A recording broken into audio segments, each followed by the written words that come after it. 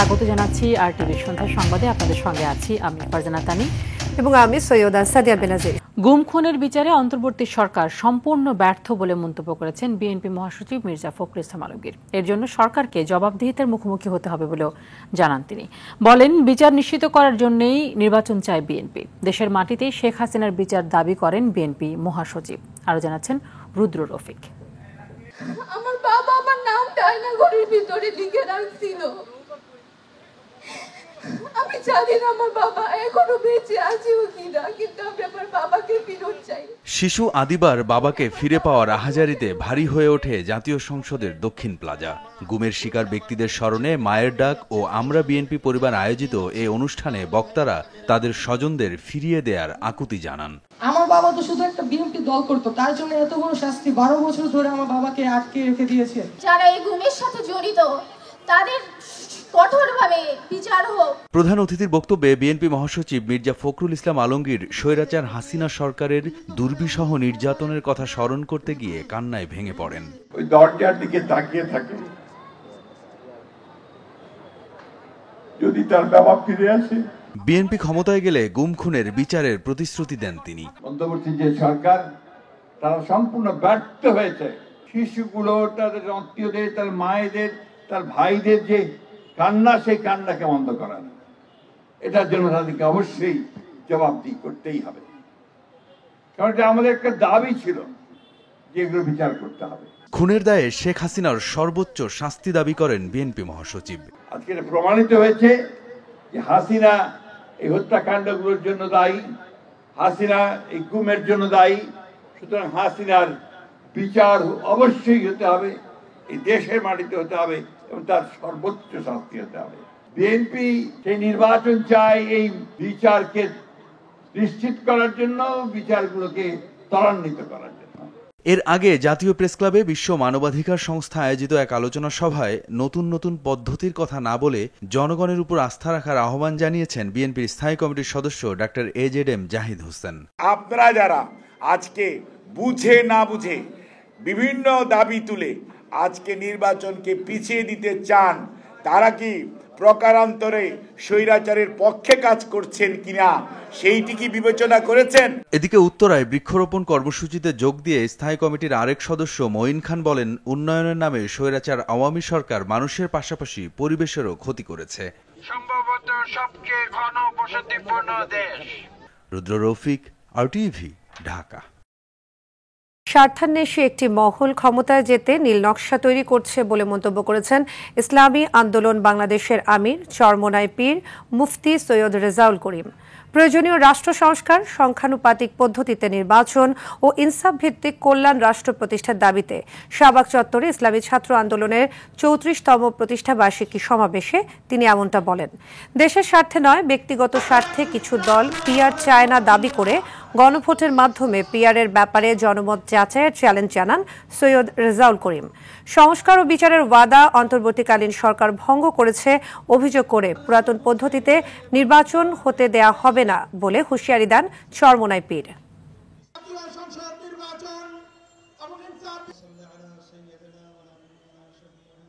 সিংহভাগ রাজনৈতিক দল বাংলাদেশের, তারা কিন্তু পিআর পদ্ধতিতে নির্বাচন চায়। যদি আপনারা নাই চান, আমরা পরিষ্কারভাবে বলছি, গণভোটের ব্যবস্থা করেন। আমরা আর সেই কালো টাকার দৌরত্ব, আর এই পেশি শক্তি গুন্ডাদের তাণ্ডব, আর দিনের পর রাতে বাক্সে ঢুকিয়ে আমাদের দেশকে আবার সন্তান হারা করবে, এই পদ্ধতির নির্বাচন আমরা চাই না, হতে দেব হবে না এবং করতে পারবে না ইনশাআল্লাহ।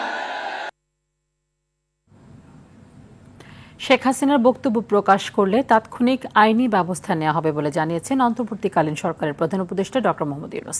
বিকেলে উপদেষ্টার প্রেস উইংয়ের এক বিবৃতিতে বিষয়টি জানানো হয়। এতে বলা হয়, বাংলাদেশের কোনো টেলিভিশন, সংবাদ ও অনলাইনগুলোতে ফৌজদারি অপরাধে দণ্ডিত অপরাধী এবং গণহত্যা ও মানবতাবিরোধী অপরাধে অভিযুক্ত পলাতক আসামি আওয়ামী লীগের নেত্রী শেখ হাসিনার অডিও সম্প্রচার এবং প্রচার 2009 সালের সন্ত্রাসবিরোধী আইনের গুরুতর লঙ্ঘন।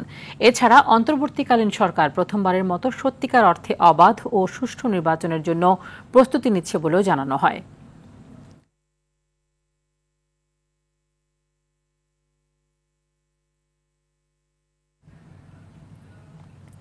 মিয়ানমারে মানবাধিকার পরিস্থিতি নিয়ে প্রধান উপদেষ্টা অধ্যাপক ডক্টর মোহাম্মদ ইউনূসের সঙ্গে সৌজন্য সাক্ষাৎ করেছেন জাতিসংঘের বিশেষ প্রতিবেদক টম অ্যান্ড্রুস। শুক্রবার সকালে বিষয়টি নিশ্চিত করেন প্রধান উপদেষ্টার প্রেস উইং। প্রধান উপদেষ্টার নেতৃত্বের প্রশংসা করে টম অ্যান্ড্রুস বলেন, আন্তর্জাতিক অঙ্গনে রোহিঙ্গা ইস্যুটিকে অগ্রাধিকার দেওয়ার ক্ষেত্রে তার ভূমিকা অত্যন্ত গুরুত্বপূর্ণ। জাতিসংঘের সম্মেলন দীর্ঘায়িত সংকটের একটি সুস্পষ্ট সমাধানের পথ তৈরি করবে আশাবাদ ব্যক্ত করে প্রধান উপদেষ্টা বলেন, আশ্রিত রোহিঙ্গাদের জন্য সাম্প্রতিক আর্থিক সহায়তা হ্রাসের ফলে স্বাস্থ্য ও শিক্ষা সহ প্রয়োজনীয় সেবায় বড় ধরনের প্রভাব পড়ছে। রোহিঙ্গা ইস্যুতে আগামী 25 আগস্ট কক্সবাজারে অনুষ্ঠিতব্য স্টেক হোল্ডার সংলাপে অংশ নিতে বাংলাদেশ সফর করছেন অ্যান্ড্রুস। ওই সংলাপের উদ্বোধন করবেন প্রধান উপদেষ্টা।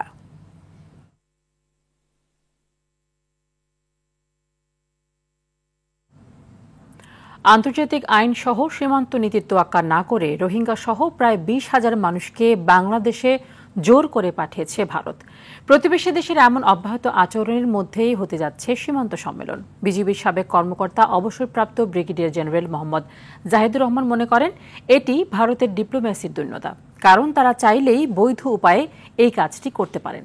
বিষয়টি সীমান্ত সম্মেলনে গুরুত্ব দিয়ে তোলা উচিত। এয়ার বাদলের 3 পর্বের ধারাবাহিকের আজ দেখুন প্রথম পর্ব।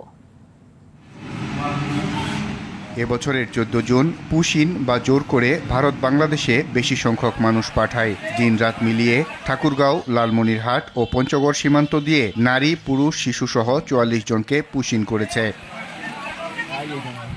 একই বছরের 16 জুলাই দেশের বিভিন্ন সীমান্ত দিয়ে ভারত পুশিন করেছে 55 জনকে। এখন এই সংখ্যা প্রায় 20,000। এরা গত 2-3 বছর থেকে শুরু করে অতীতে 20-25 বছর আগে বিভিন্ন সময় নানান কাজে ভারতে গিয়েছিল।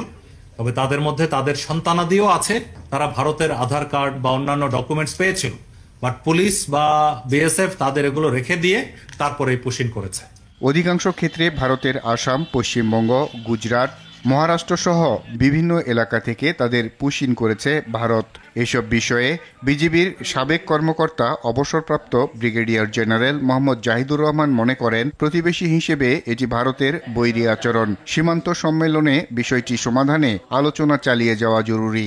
আমাদের তাদের পরিচয়টাকে ভেরিফিকেশন করতে হবে, করে আমরা নিশ্চিত করবো যে হ্যাঁ সে আমাদের দেশের লোক, তারপরে বর্ডারে এসে তাদেরকে আমরা টেক ওভার করবো। এটাই বলো, মানে যে পদ্ধতি আছে, স্বীকৃত পদ্ধতি।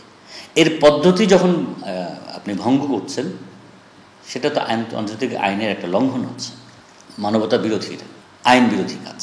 এটা বেসিক্যালি তাদের, আমি বলবো যে ডিপ্লোম্যাসির দৈন্যতা। পুশিন সহ সীমান্ত অপরাধ বন্ধে প্রতিবেশী হিসেবে ভারতকে মানবিক হওয়া প্রয়োজন বলেও মনে করেন অনেকে। এআর বাদল, RTV, ঢাকা। জনরোষে ক্ষমতাচ্যুত প্রধানমন্ত্রী শেখ হাসিনাকে সবার আগে ভারত থেকে ফেরত পাঠানো উচিত। বৃহস্পতিবার ভারতীয় সংবাদ মাধ্যম দ্য ইন্ডিয়ান এক্সপ্রেসের আইডিয়া এক্সচেঞ্জ অনুষ্ঠানে সংসদ সদস্য ও অল ইন্ডিয়া মজলিসি ইত্তেহাদুল মুসলিমিনের নেতা আসাদুদ্দিন ওয়েইসি এ মন্তব্য করেন। অনুষ্ঠানে সীমান্তবর্তী রাজ্যগুলোতে অনুপ্রবেশের অভিযোগে বাংলাভাষীদের আটক ও ফেরত পাঠানোর বিষয়ে তার কাছে জানতে চাওয়া হয়। এ সময় তিনি বলেন, দেশকে সত্যি অনুপ্রবেশকারী মুক্ত করতে চাইলে শেখ হাসিনাকে দিয়েই শুরু করা উচিত ছিল। তিনি দিল্লিতে বসে বিভিন্ন বক্তব্য দিয়ে ভারতে সমস্যা তৈরি করছেন বলেও অভিযোগ ওয়েইসির।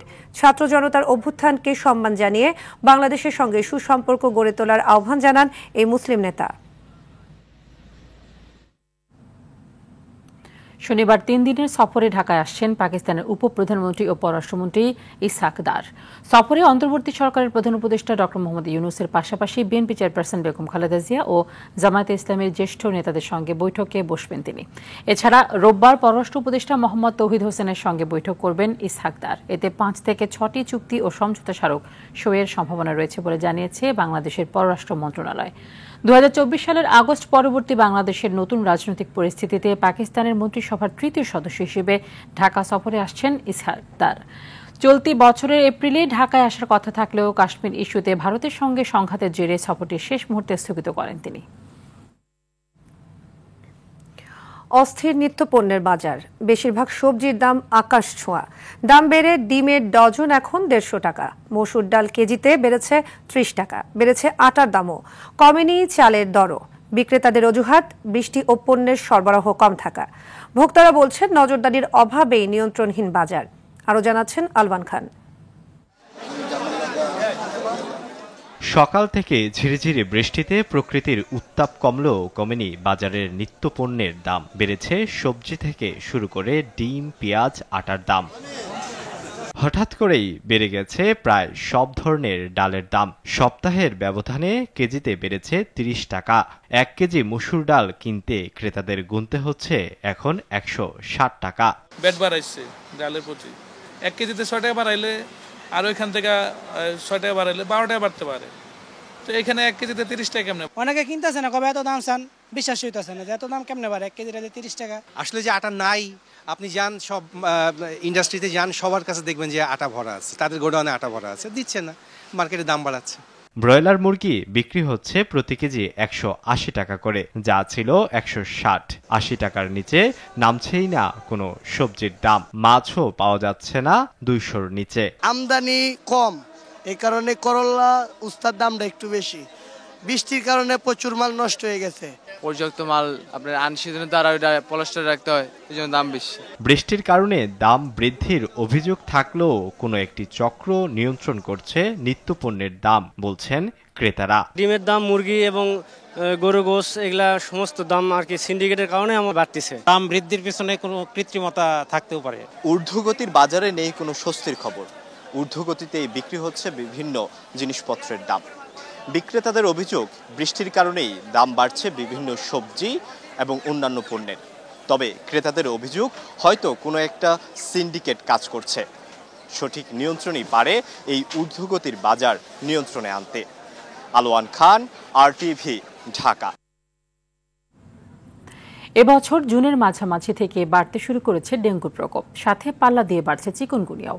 স্বাস্থ্য অধিদপ্তরের তথ্য মতে এবছরের শুরু থেকে এখন পর্যন্ত ডেঙ্গু আক্রান্ত হয়ে মৃত্যু হয়েছে ১১০ জনের। চিকিৎসকরা বলছেন জ্বরের সাথে যে কোনো উপসর্গ দেখা দিলে দ্রুত নিকটস্থ হাসপাতালের শরণাপন্ন হতে। বিশেষজ্ঞরা বলছেন ডেঙ্গু থেকে বাঁচতে জনসচেতনতা জরুরি। আরও জানাচ্ছেন আব্দুর রহিম। মহাখালীতে কোভিড ও ডেঙ্গু হাসপাতালের ৩ তলায় রোগীদের জন্য নির্ধারিত ওয়ার্ড। সেখানে চিকিৎসা নিচ্ছেন ১১ বছরের শিশু আয়েরা। দীর্ঘ কয়েকদিনের জ্বর নিয়ে হাসপাতালে ভর্তি হলে ডাক্তার জানায় ডেঙ্গু পজিটিভ। একই সমস্যা নিয়ে আরও ৭ শিশু ভর্তি আছেন এই ওয়ার্ডে। এছাড়াও আইসিইউতে আছে আরও ১ শিশু। আমার খুব জ্বর থাকে আর দুর্বল লাগে, ঠিক মতন খাওয়া দাওয়া করতে পারি না। একটা ভীতি কাজ করতেছে, বাচ্চার যে কোনো সময় যে কোনো পরিস্থিতি হতে পারে। এছাড়াও জ্বরে আক্রান্ত হয়ে প্রতিদিনই হাসপাতালে ভর্তি হচ্ছে শিশু ও নারীসহ নানা বয়সী মানুষ, যাদের মধ্যে জ্বর, খিঁচুনির মতো উপসর্গ নিয়ে রক্তক্ষরণ সহ পাতলা পায়খানা, তীব্র মাথা ব্যথা নিয়ে ভর্তি হচ্ছে বেশিরভাগ মানুষ। জ্বর আসছিল, সাধারণ জ্বর, তারপরে তার থেকে খিঁচুনি আসছিল। যখন এখানে আমি আনছি তখন তাকে আইসিইউতে দেওয়া হয়েছিল। চিকিৎসকরা বলছেন জ্বরের সাথে অন্য কোনো উপসর্গ দেখা দিলে দ্রুত ডাক্তারের শরণাপন্ন হতে। সকাল থেকে শুরু করে রাত পর্যন্ত বেশিরভাগ রোগী আসছে জ্বর নিয়ে। যে সাসপেক্টেড ডেঙ্গুগুলো আছে সেই পেশেন্টগুলো আমরা ভর্তি রাখছি এবং ম্যানেজমেন্ট করছি। এডিস মশার প্রজনন নিয়ন্ত্রণ ছাড়া পরিস্থিতি আরও জটিল হতে পারে, তাই সবাইকে সতর্ক থাকার পরামর্শ দিলেন এই বিশেষজ্ঞ। এই মশাটিকে নিয়ন্ত্রণে সমন্বিত মশক ব্যবস্থাপনার বিজ্ঞানভিত্তিক প্রয়োগ ঘটাতে হবে।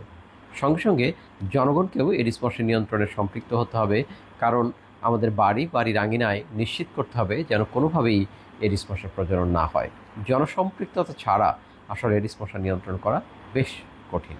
আগামীর দিনগুলোতে এ সংখ্যা নিয়ন্ত্রণে রাখতে দরকার সরকারের কার্যকর উদ্যোগ ও জনসচেতনতা।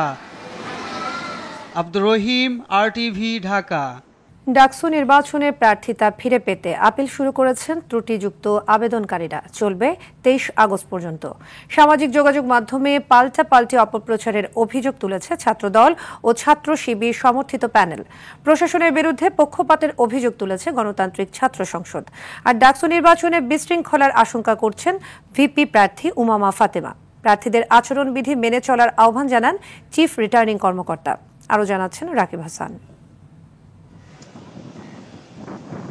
ঢাকা বিশ্ববিদ্যালয় কেন্দ্রীয় ছাত্র সংসদ ডাকসুর নির্বাচনের প্রাথমিক প্রার্থী তালিকা থেকে বাদ পড়ারা মনোনয়নপত্রের বৈধতা চ্যালেঞ্জ করে আবেদন করেন। যে সমর্থক তার নামে ভুল অথবা সমর্থকের রেজিস্ট্রেশন নম্বর এরকম কিছু ত্রুটিপূর্ণ হয়েছে, যে কারণে টোটাল 47 জনের মতো ক্যান্ডিডেটের নাম প্রকাশিত হয়নি। আমার পূর্ণাঙ্গ তথ্য প্রস্তাবক এবং সমর্থকের পূর্ণাঙ্গ তথ্য সহকারে আমি আপিল পেপারটি জমা দিয়েছি এবং আমি বিশ্বাস রাখি যে আমার প্রার্থীতা অবশ্যই তারা ফিরিয়ে দেবে। নির্বাচনী প্রচার শুরু না হলেও জুম্মার নামাজ শেষে কুশল বিনিময় করেন ছাত্রদল, ছাত্র শিবির, বাংলাদেশ গণতান্ত্রিক ছাত্র সংসদ সহ বেশ কয়েকটি প্যানেলের প্রার্থীরা।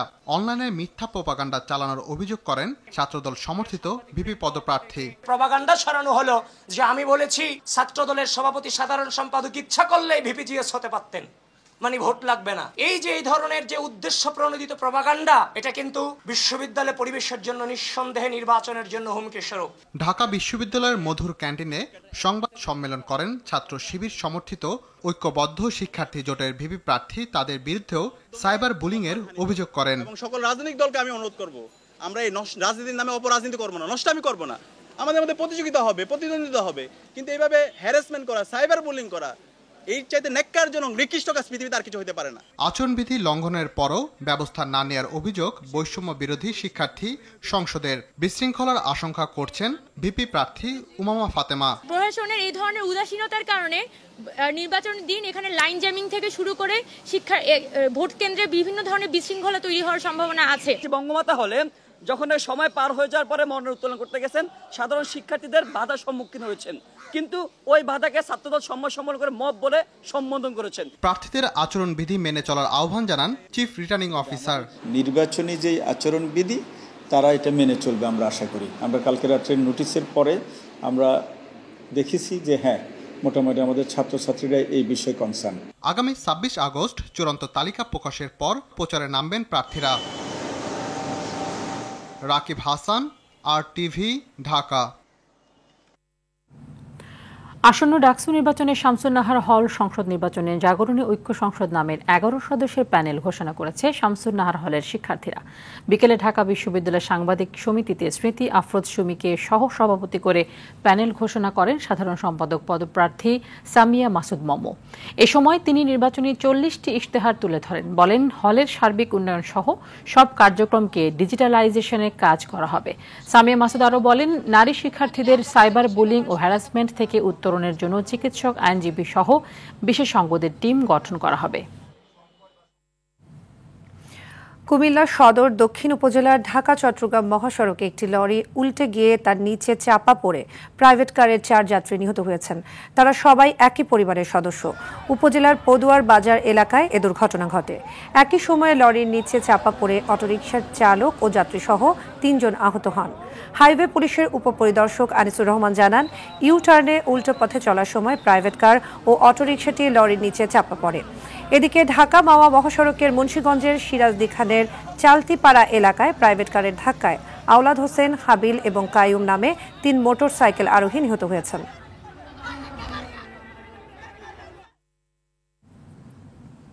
সিলেটের সাদা পাথর লুটপাটে যারা জড়িত সবাইকে আইনের আওতায় নিয়ে আসা হবে বলে হুঁশিয়ারি দিয়েছেন জনপ্রশাসন সচিব মোখলেসুর রহমান। দুপুরে পাথর লুটপাটে মন্ত্রী পরিষদের গঠিত তদন্ত কমিটির সদস্যদের নিয়ে সাদা পাথর এলাকা পরিদর্শনের সময় এই মন্তব্য করেন তিনি। এ সময় তিনি আরও বলেন, সিলেটের পর্যটন স্পট নিয়ে প্যাকেজ কর্মযজ্ঞ শুরু হবে। অন্যদিকে সিলেটের নবনিযুক্ত জেলা প্রশাসক সারওয়ার আলম জানান, সাদা পাথর লুটের ঘটনায় কাউকেই ছাড় দেওয়া হবে না। আমরা এখানে একটা প্যাকেজ প্রোগ্রাম ইমিডিয়েট দেবো, যাতে এইটাকে প্রোটেক্ট করা হয় এবং ট্যুরিজমকে কি বলা হয় প্রমোট করা হয়। রাজধানীর গ্যান্ডারিয়ায় অগ্নিদগ্ধ হয়ে একজনের মৃত্যু হয়েছে। কাল রাত 2টার দিকে এই অগ্নিকাণ্ডের ঘটনা ঘটে। জাতীয় বার্ন ও প্লাস্টিক সার্জারি ইনস্টিটিউটের আবাসিক সার্জন ডাক্তার সুলতান মাহমুদ শিকদার জানিয়েছেন, নিহত ব্যক্তির নাম মেজবা উদ্দিন। আহত 2 জন হলেন মেজবার বাবা মোহাম্মদ মুসলিম ও মা সালমা বেগম। ঘটনাস্থল পরিদর্শনকারী গেন্ডারিয়া থানার SI শাহাবুল আলম বলেন, দোতলা বরাবর বিদ্যুতের ট্রান্সফরমার থাকলেও তা বিস্ফোরিত হয়নি, কিন্তু ভেতরে 3 জনই মারাত্মক দগ্ধ হন। ফায়ার সার্ভিসের কন্ট্রোল রুম থেকে জানানো হয়, আগুনের সূত্রপাত হয় রান্নার চুলা থেকে। AFC এশিয়ান কাপ অনূর্ধ্ব 23 বাছাইয়ের দ্বিতীয় প্রস্তুতি ম্যাচে বাহরাইনের বিপক্ষে আজ মাঠে নামবে বাংলাদেশ দল। খলিফা স্পোর্টস সিটি স্টেডিয়ামে ম্যাচ শুরু বাংলাদেশ সময়ে রাত 9টায়। প্রথম ম্যাচে স্বাগতিক বাহরাইনের বিপক্ষে 1-0 গোলে হারে সাইফুল বাড়ির টিটু শিশুরা। সেই ম্যাচের ভুল শুধরে শেষ প্রস্তুতি ম্যাচে ঘুরে দাঁড়াতে চান জায়ান নোভানা। বাহরাইনের বিপক্ষে প্রস্তুতি ম্যাচ শেষে দেশে ফিরে আগামী 29 আগস্ট এএফসি এশিয়ান কাপ বাছাইয়ে অংশ নিতে ভিয়েতনামের উদ্দেশ্যে উড়বে বাংলাদেশ দল। ছেলেরা ভালো কাজ করেছে এবং কোচও খুশি আমাদের আজকে ট্রেনিং সেশনের পর। ইনশাআল্লাহ সামনের ম্যাচগুলোতে আমরা আরো ভালো করব। এএফসিতে আমাদের যেই মানের টিমের সাথে খেলা, তো এই মানের টিমের সাথে আমরা এখানে খেলতে পারতেছি, তো এটা আমাদের জন্য একটা গ্রেট অপরচুনিটি আমি মনে করি। এটা এখানের ভুলভ্রান্তিগুলো আমরা রাইট করে এটা এএফসির টুর্নামেন্টে কাজে লাগবে আমার মনে হয়। আজ থেকে শুরু হয়েছে 3 দিনব্যাপী 17তম জাতীয় সামার অ্যাথলেটিক্স। বিকেলে আসরের উদ্বোধন শেষে মূল প্রতিযোগিতায় নামেন অ্যাথলেটরা। আসরের সবচেয়ে আকর্ষণীয় 100 মিটার স্প্রিন্টে দ্রুততম মানবী হয়েছেন নৌবাহিনীর সুমাইয়া। একই বাহিনীর প্রতিযোগী গত 16 বারের চ্যাম্পিয়ন শিরিনকে পেছনে ফেলে 12.19 সেকেন্ড সময় নিয়ে দ্রুততম মানবী হন তিনি। এদিকে দীর্ঘ 8 মাস পর চোট কাটিয়ে ট্র্যাকে ফেরে শিরোপা পুনরুদ্ধার করে বাজিমাত করেছেন ইমরানুর। স্বর্ণপদক জয়ে সময় নিয়েছেন 10.64 সেকেন্ড। তার নিকটতম প্রতিদ্বন্দ্বী সেনাবাহিনীর আব্দুল মোতালেব 10.86 সেকেন্ড নিয়ে হয়েছেন দ্বিতীয়, আর 10.88 সেকেন্ড সময় নিয়ে ইসমাইল হোসেন হয়েছেন তৃতীয়। সন্ধ্যার সংবাদ এ পর্যন্তই। রাতের সংবাদ 11:15টায় দেখার আমন্ত্রণ রইল। ধন্যবাদ সবাইকে। ধন্যবাদ।